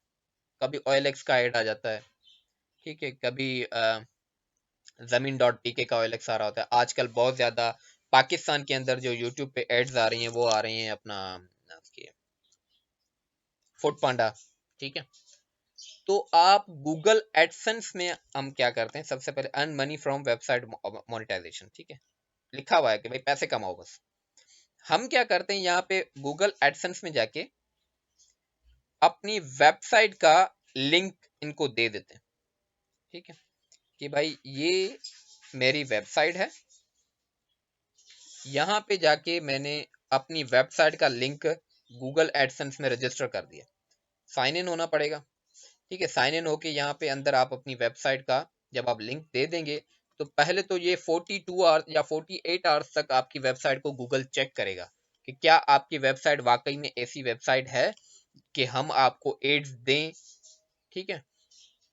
और फिर लोग वेबसाइट पे जो एड्स नजर आ रही हैं उस पे जब क्लिक होगा, तो वो पर क्लिक $1 मिलता है, ठीक है। वेबसाइट पे मौजूद एड्स पर जब क्लिक होगा तो पर क्लिक $1 मिलता है, मगर इनकी एक बहुत सख्त शराइत है, जिनमें यह है कि वो जो क्लिक्स हो रहे हैं वो यूनिक होने चाहिए। दुनिया में से रैंडमली कोई भी क्लिक करे, ऐसा ना हो कि आप अपने रिश्तेदार को बोल दें यार साला दिन जो है ना क्लिक करते रहो।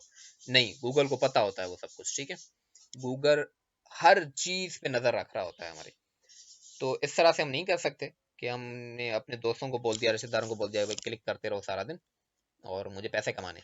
तो इस तरह से पॉसिबल नहीं है ये चीज, यूनिक होने चाहिए। दूसरी चीज क्या कि मैंने कहा कि गूगल आपकी वेबसाइट को पहले चेक करता है कि क्या इस काबिल है कि उनमें उनको वो आपको एड्स दे वेबसाइट के। तो वो क्या चीज देख रहा होता है, वो अगेन ये भी चीज देख रहा होता है आपकी वेबसाइट में जो कंटेंट है, जो आप चीज वेब दुनिया को दिखा रहे हो, क्या वो भी यूनिक है।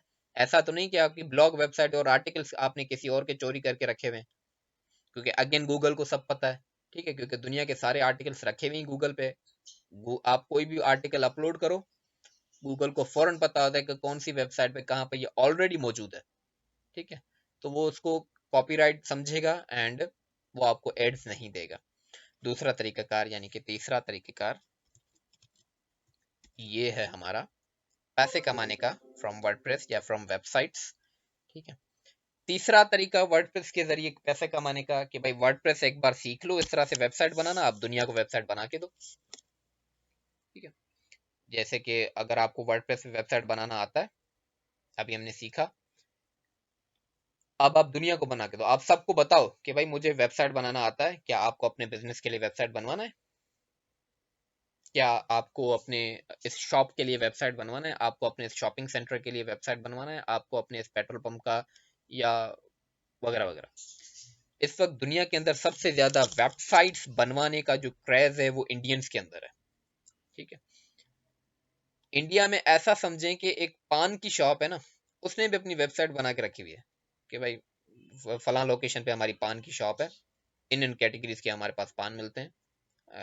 और अ, उन्होंने तस्वीरें लगा रखी होती हैं गैलरी में अपने पान शॉप की, अपने पानों की वगैरह वगैरह। ठीक है, तो इस तरह से है, मैं सच्ची बता रहा हूँ। एंड अपना एक रियल एग्जांपल अगर मैं आपको बताऊं कि एक बार क्या हुआ था कि मैंने एक वेबसाइट वर्डप्रेस के ऊपर ही एक वकील को बना के दी।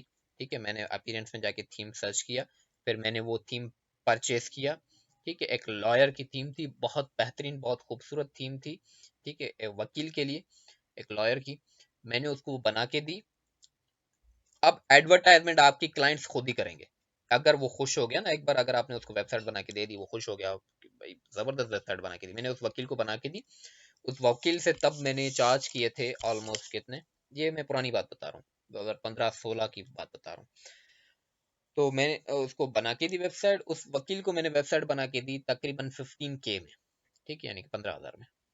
बाद में उसने 8-10 वकील और मुझे खुद ही करके दे दिए कि भाई मेरे ये दूसरे वकील हैं, मेरे कुलीग्स हैं, मेरे साथ होते हैं कोर्ट में, इन्होंने भी अपनी वेबसाइट बनवानी है, इनको ही बना के दे दो।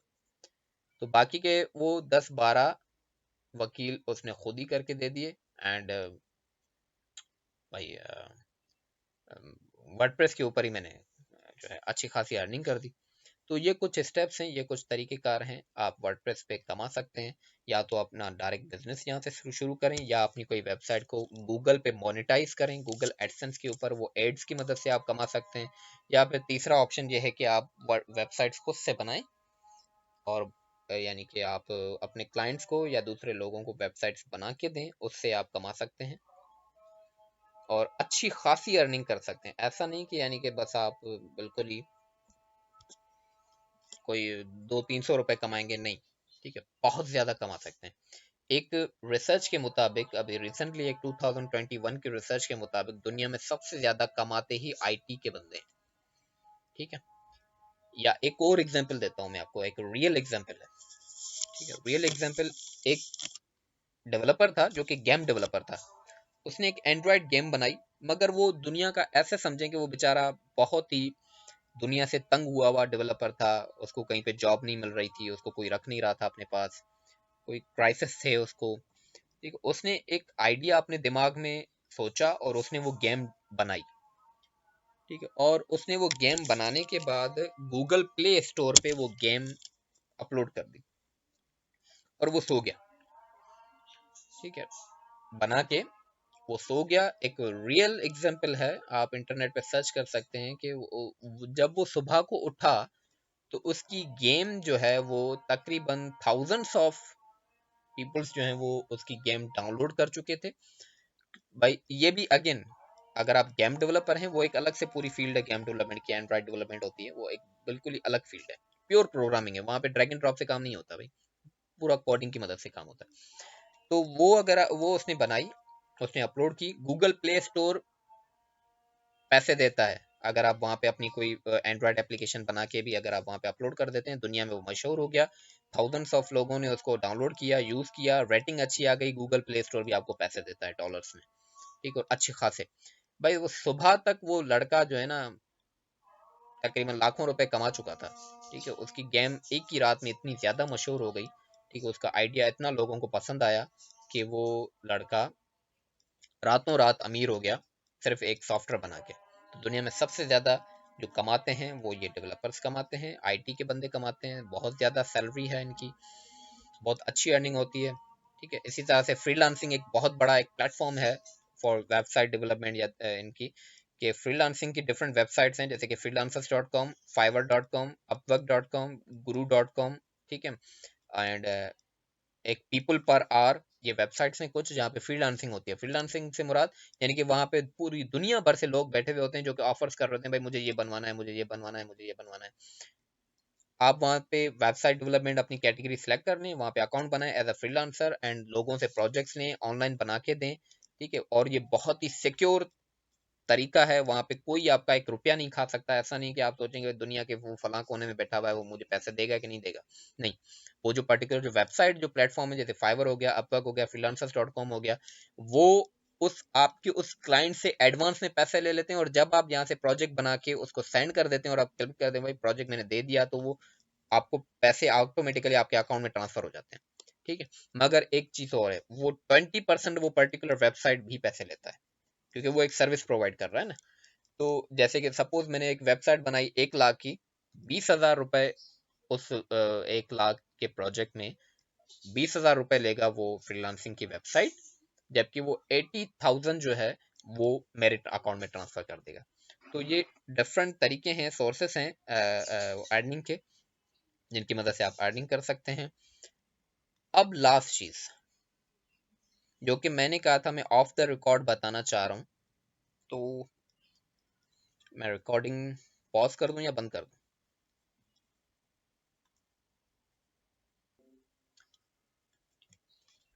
ओके, सो यहाँ तक कोई क्वेश्चन, कोई कंफ्यूजन, एनीथिंग?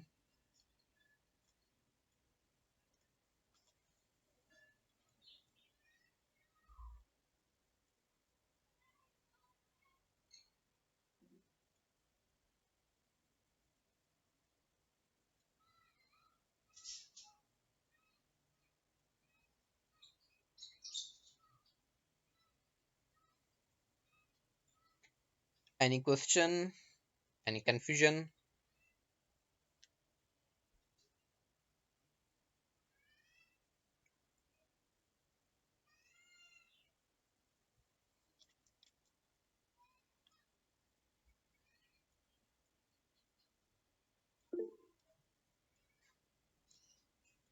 सर, वेबसाइट बनाने के लिए कोडिंग की जरूरत होती है, मगर वेबसाइट के डिफरेंट तरीके का आ रहे हैं। अगेन सेम, ये वर्डप्रेस पे तो कोडिंग की ज्यादा जरूरत नहीं पड़ती है, रेयर केसेस के अंदर कहीं कहीं पे कोड करने का जरूरत होता है, वरना नहीं। ठीक है, पर अगर आप इसको आप विदाउट यानी कि वर्डप्रेस आप खुद से डेवलप करेंगे तो फिर कोडिंग की जरूरत होगी। फिर अगेन डिपेंड करता है कि आप उसको बनाने के लिए कौन सी लैंग्वेज यूज कर रहे हैं।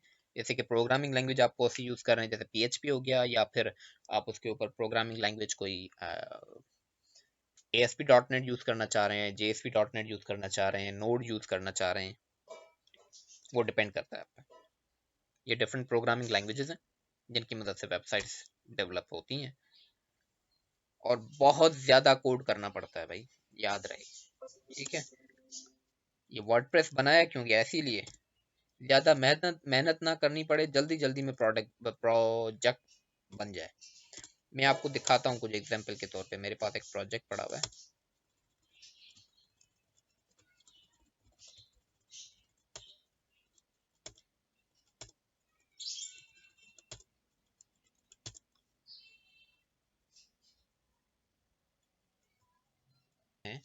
ज्यादा यानी कि टाइम लगता है इनमें, इन कोडिंग बेस्ड प्रोजेक्ट्स के अंदर, मगर उससे ये होता है कि आप अपनी मर्जी से जो चाहें बनाएं, क्लाइंट की रिक्वायरमेंट के हिसाब से जो चाहें बनाएं।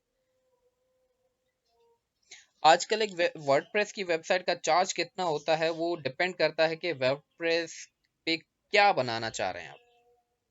ठीक है, कम से कम छोटी से छोटी वेबसाइट भी, ये वर्डप्रेस के ऊपर छोटी से छोटी वेबसाइट यानी कि ज्यादा कंटेंट ना हो, बस सिंपल सिंपल चीजें हों, तो वो भी कम से कम 10K यानी 10,000 में बनती है। और अच्छी खासी बड़ी वेबसाइट है, बहुत ज़्यादा पेजेस हैं, उसमें सेटिंग्स ज़्यादा हैं, कंटेंट ज़्यादा है, चीज़ें बहुत ज़्यादा बनाने को हैं, तो फिर वो वेबसाइट जो है वो ऑलमोस्ट जो है 40-50,000 तक भी चली जाती है। पर अगर मैनेजमेंट सिस्टम्स हैं जो कि कोडिंग की मदद से बनते हैं, प्रोग्रामिंग करके कोड करके जो चीज़ें बनाते हैं, वो लाखों में चली जाती है बात। ठीक है, वो प्रोजेक्ट्स बनते हैं 10 लाख, 12 लाख, 5 लाख, 4 लाख, 2 लाख, 1.5 लाख, वो चीज़ लाखों में बनती है। जी हाँ, एचटीटीपी एंड एचटीटीपीएस पे का बहुत ज़्यादा फर्क पड़ता है वेबसाइट या किसी भी सॉफ्टवेयर के ऊपर, क्योंकि इससे सिक्योरिटी प्रोवाइड होती है। ठीक है, अगर HTTPS है तो आपकी वेबसाइट सिक्योर है, अगर HTTP है ऑलरेडी तो आपकी वेबसाइट सिक्योर नहीं है फिर।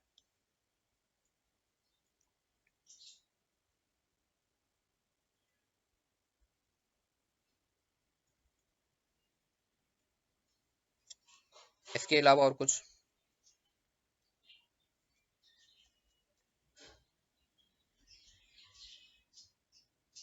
एनीवन?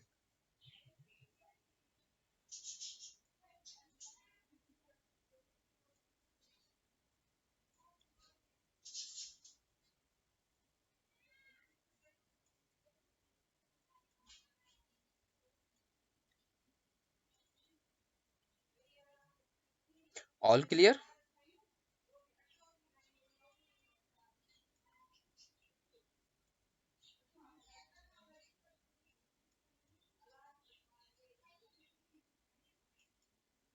ओके, सो अब आप इसको खुद से ट्राई करें।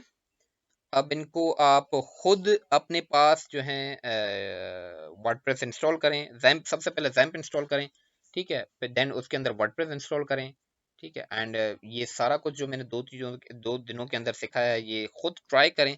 फिर जहाँ पे भी कंफ्यूजन आती है या फिर आप कोई प्रोजेक्ट डायरेक्ट स्टार्ट कर रहे हैं, उसमें भी कोई अगर कंफ्यूजन आती है, कोई क्वेश्चन आता है, तो आप जब चाहें जिस वक्त चाहें मुझसे पूछ सकते हैं। मैं हमेशा अवेलेबल हूँ। सर पहले वाला लिंक ज़रा अलग अलग करके भेज दें ग्रुप में। चलें ठीक है, मैं वो अलग अलग से कर से भेज दूंगा।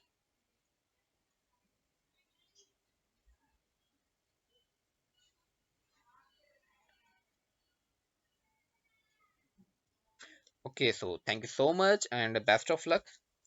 मैं ये मीटिंग यहाँ पे बंद कर रहा हूँ। अल्लाह हाफिज़।